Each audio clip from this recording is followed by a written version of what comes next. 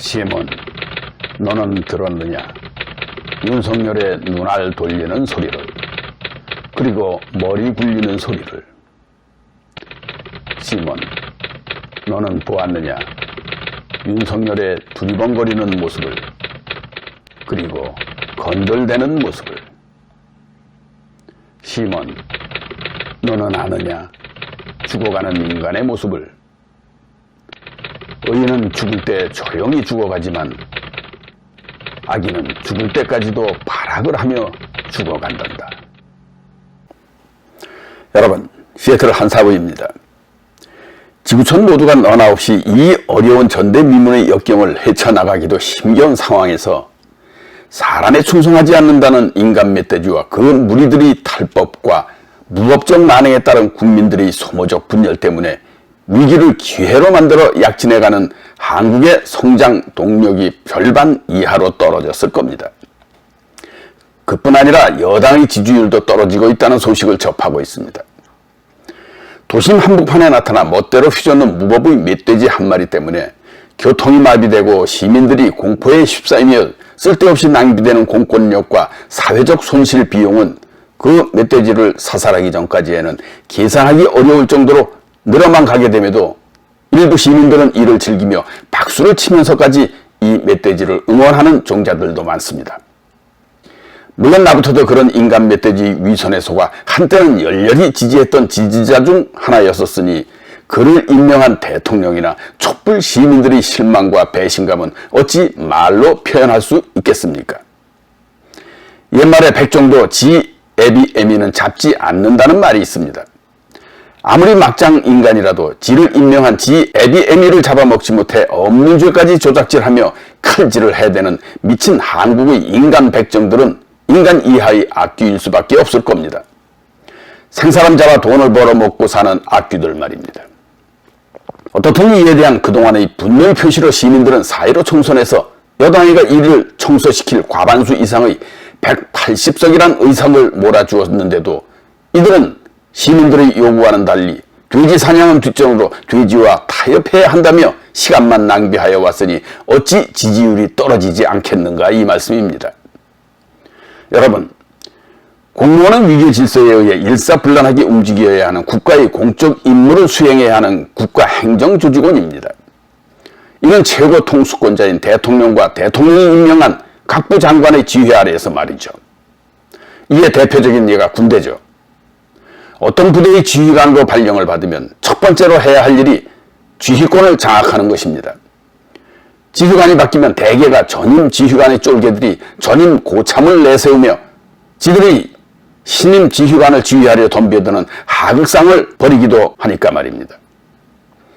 심지어 전방의 초소에선 고참 중사가 신임 소대장을 쏘고 자살로 위종한 사건도 있었을 정도로 말입니다. 이런 정도라면 그와 함께 근무하는 일반 소대원들은 누구의 지시를 받게 되겠습니까?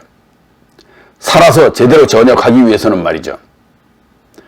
그런데 이런 하극상이 군대뿐 아니라 법무부에서, 그것도 법과 정의를 외치는 검찰청에서 이루어지고 있으니 이 어찌 제대로 된 행정부여 입법부라 하겠습니까?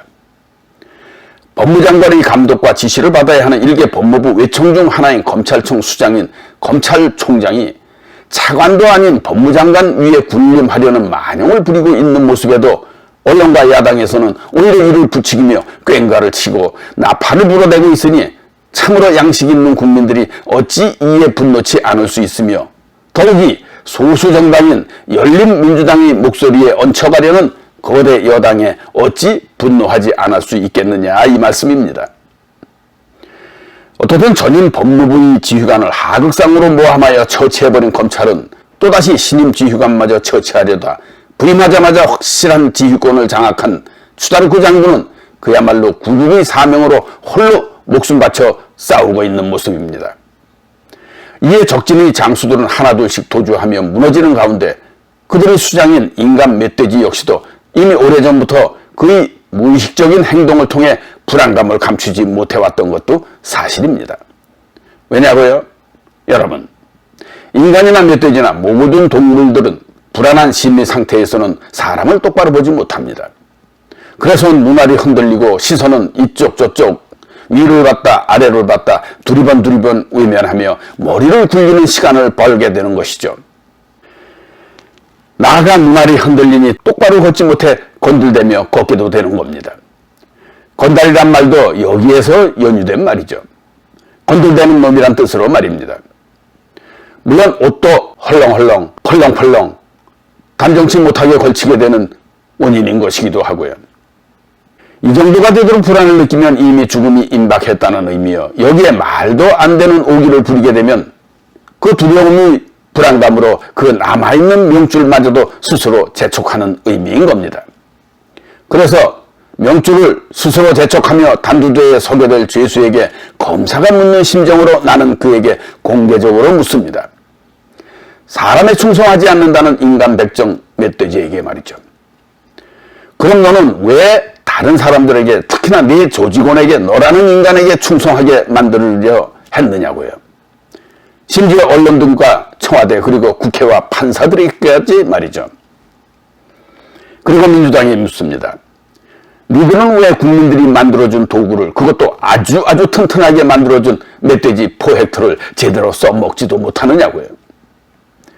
아니 왜 큰 소리만 치다가 이 핑계 저 핑계를 써먹지 않느냐고 말입니다.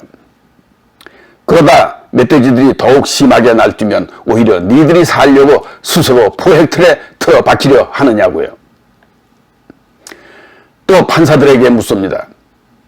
법장사로 그동안 사법살인마저 마다 않는 니들이 공명정대 정의를 왔다면 오늘날의 검찰개혁 공수처 설치 작업은 아예 필요치도 않을 작업이라는 것을 니들은 아느냐고요.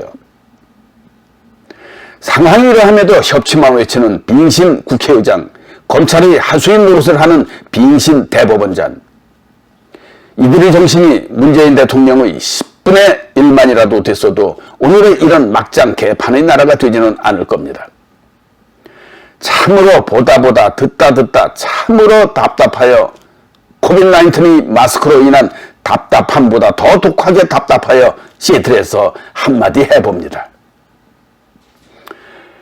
그럼 오늘도 여기서 안녕. 또 봬요.